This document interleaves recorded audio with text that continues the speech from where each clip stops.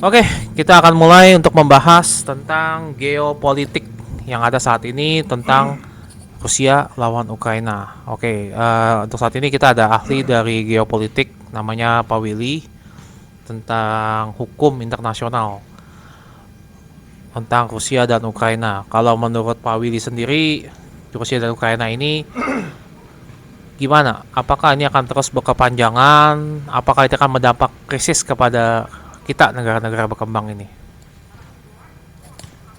eh Kemungkinan sih ya. Soalnya si Putin itu dia mau ngambil alih negara-negara bekas jajahan Uni Soviet, ngambil ngambil alih kembali gitu. Soalnya menurut menurut dia tuh kalau misalkan dia mau ngambil alih itu, ambil alih negara-negara bekas jajahan Uni Soviet, jadi tuh ekonomi Rusia tuh makin berkembang dan dia tuh mau nguasain BBM. Jadi sebenarnya tujuan utamanya dari Pak Putin ini ya, tujuannya sebenarnya lebih ke BBM ya menurut dari Pak Willy tadi ya, seperti itu ya. Pokoknya Selain selain BBM sebenarnya sih dia mau nguasain berapa hal sih. Satu, negara-negara bekas jajahannya mau dijadiin Rusia, Uni Soviet lagi gitu. Jadi ada rencana ini Uni Soviet jilid kedua ya maksudnya dari Pak Willy itu ya. Oke. Nah, mungkin nggak sih itu terjadi di Uni Soviet jilid kedua? Sementara gini loh kalau kita lihat ya. Saya tanya dulu ini mungkin apa enggak? Yang kita lihat saat ini adalah negara yang Uni Soviet. Oh, nggak apa-apa, nggak apa-apa. Udah. Negara yang berubah dengan Uni Soviet itu kan sebenarnya negara-negara yang punya peralatan tempur yang udah jauh tertinggal dengan negara-negara Barat pada umumnya gitu loh. Mau mungkin nggak sih itu terjadi? Marxisme sama komunisme sama ya. Sebenarnya mereka tuh emang sebenarnya sih ketinggalan sih. Ketinggalan. Soalnya sekarang tuh dunia tuh udah nggak butuh diktator, udah nggak zaman diktator. Sekarang udah negara harus demokrat. Jadi Putin itu masuk diktator. Ya itu maksudnya diktator setengah-setengah. Ya gitu. Nah, jadi kalau menurut Pak Willy itu sebenarnya mungkin ya, mungkin aja tapi negara Barat itu tetaplah yang akan menang ya kalau untuk hal seperti ini. Oke, pertanyaan lagi sih sebenarnya. Kalau misal saya lihat saat ini ya kan, yang kita lihat saat inilah di sosial media di mana-mana, saya selalu lihat ura, ura. Ini maksudnya pendukung Rusia tuh sangat banyak loh sebenarnya di Indonesia. Nah, bisa tau nggak, bisa dijelaskan nggak sih itu fenomenanya kenapa bisa terjadi dan menurut dari Pak Willy itu kenapa rakyat kita banyak yang mendukung Rusia? Coba tolong dijelaskan. Soalnya Rusia itu banyak support Indonesia, terutama yang kapal-kapal jet kapal perangnya sama senjata peperangannya banyak yang support dari Putin. Gitu. Tetap bayar. Itu sih gue nggak tahu ya. Bayarnya pakai apa ya? Gitu. Cuman yang gue lihat sih ya Putin itu butuh suara. Dia lagi cari suara. Nggak cuma Indonesia doang, negara-negara dari Timur Tengah gitu contohnya. Gitu. Negara-negara yang masih berkembang gitu. Mereka support Putin. Kenapa dia butuh suara? Eh dia butuh suara. Soalnya tuh dia nggak bisa, dia mau nyerang, misalkan dia mau perang itu dia mau nguasain, kemungkinan ya dia mau nyerang negara-negara Eropa yang ini, Uni Eropa gitu. Gak cuman negara-negara Eropa Timur doang, dia mau ke atas gitu, nyerang ke atas gitu. Oke, jadi sebenarnya ini bakal merembet lah ya ke perang dunia ketiga ya sebenarnya itu.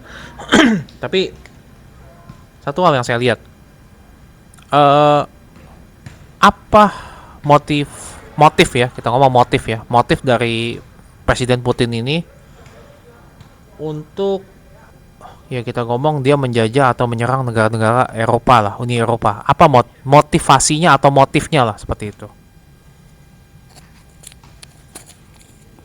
Simple sih, dia mau jadi penguasa dunia. Dia mau musnahin namanya NATO, Demokrat, partai-partai Demokrat gitu yang sama spam sama dia gitu. Dia mau nguasain semua seluruh dunia gitu.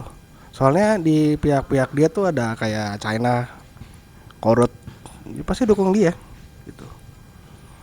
Nggak. Kenapa dia mau menguasai dunia? Apa maksudnya alasannya kenapa gitu? Eh, Ya itu, dia mau nguasain ekonomi dunia dia. Dia di Rusia di barat, China dan Korut di timur, ASEAN gitu. Ini nggak beda jauh sama kayak Hitler sama Stalin. Dulu Jepang nguasain Asia, Hitler nguasain Barat. Ini nggak beda jauh.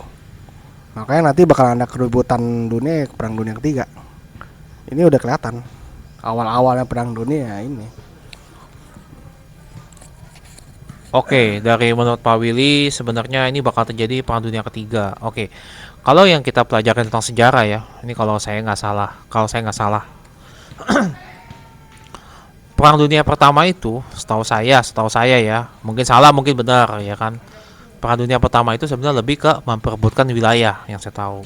Entah itu benar atau salah, mungkin saya kurang baca sejarahnya ya, oke. Tapi kurang lebih seperti itulah. Perang dunia pertama itu memperebutkan wilayah, oke. Perang dunia kedua itu sebenarnya memperebutkan ya kita ngomong emas hitam lah ya. Emas hitam itu kita bisa ngomong adalah minyak bumi lah seperti itu. Nah, dari tadi Pak Willy bisa ngomong perang dunia ketiga. Oke, perang dunia ketiga itu sebenarnya memperebutkan apa sih? Apa yang mau diperebutkan itu kira-kira seperti apa? Saya jujur ya saya masih belum connect gitu. Apakah dia memperebutkan ya minyak sawit atau memperebutkan ya saya nggak tahu. Tapi kan ya kalau dulu kan hubungannya ke minyak kan. Kalau sekarang saya nggak tahu hubungannya kemana. Kemungkinan besar BBM sih. Dia mau nguasain BBM. Sesudah dia nguasain BBM, dia mau jual-jual BBM dan negara-negara lain dengan harga mahal. Ibaratnya kayak monopoli. Gitu. Tapi bukannya di Rusia juga banyak emas hitam itu.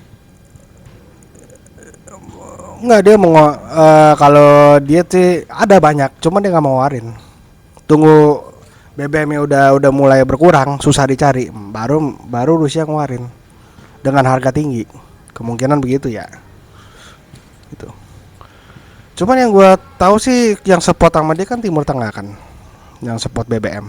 Makanya kan untuk kendaraan tank mereka untuk maju terus. Mereka butuh BBM yang quantity yang sangat banyak. Makanya dia butuh negara-negara yang supply BBM yang quantity banyak, yang bisa supply ya. Gitu. Ini nggak beda jauh sama perang dunia kedua gitu tuh. Butuh BBM yang banyak. Mau kapal laut, mau kapal di udara kan, tetap BBM itu nomor satu.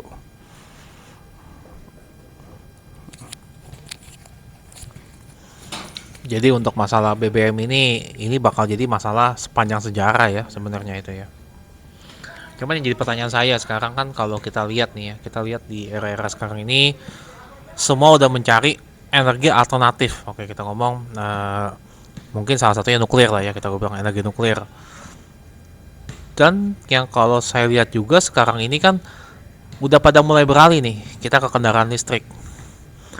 Apakah sekarang fungsi BBM masih sekrusial dulu lah? Apa terutama gini loh. Dalam 5 tahun ke depan, apakah BBM itu akan menjadi suatu hal yang paling krusial gitu di dunia ini? Coba tolong dijawab. Menurut gue sih enggak sih. Ke depan soalnya pakai kendaraan listrik.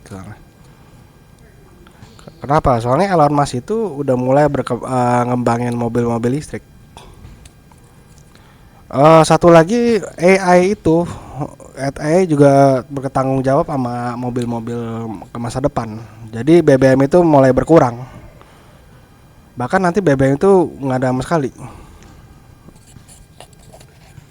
Nah, kalau kayak gitu kan semakin nggak masuk akal kan. Kenapa si Putin ini mengadakan perang dunia ketiga?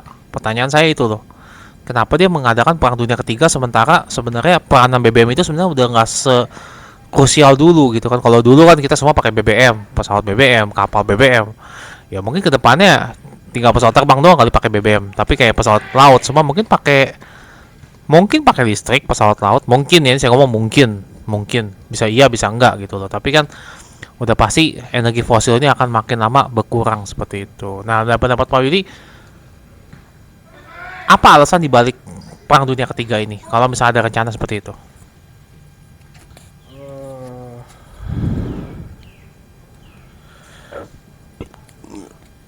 Oh iya, BBM nanti bakalan ada fire sale. Si si Putin bakal percaya bakal ada fire sale.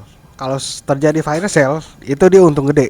Kalau bisa dia udah sudah nguasain BBM yang cukup banyak, dia bakalan monopoli itu BBM.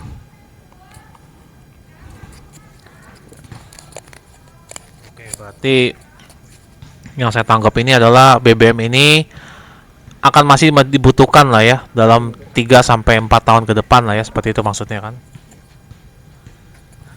Masih butuh berapa tahun ke depan ya. Tapi kalau satu saat nggak ada BBM, sekarang semua nanti satu nggak ada BBM, semua orang udah beralih kepada mobil listrik. Kecuali negara-negara yang masih belum berkembang ya, sorry, mereka masih butuh BBM. Soalnya menurut gue sih si Putin itu lagi ngincar negara-negara yang masih butuh BBM, makanya dimonopoli sama dia.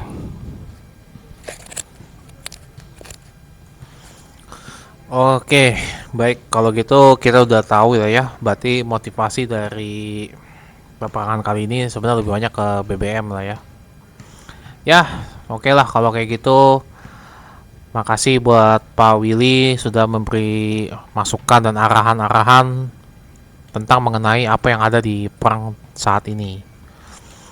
Oke, saya harap nanti ke depannya semua bisa memahami kalau perang ini sebenarnya adalah suatu perebutan dan suatu kepentingan.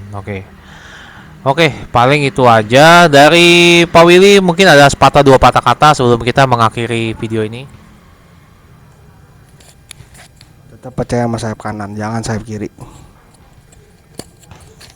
Oke, baik-baik. Makasih Pak Willy, terima kasih. Oke, terima kasih. Sampai ketemu teman-teman.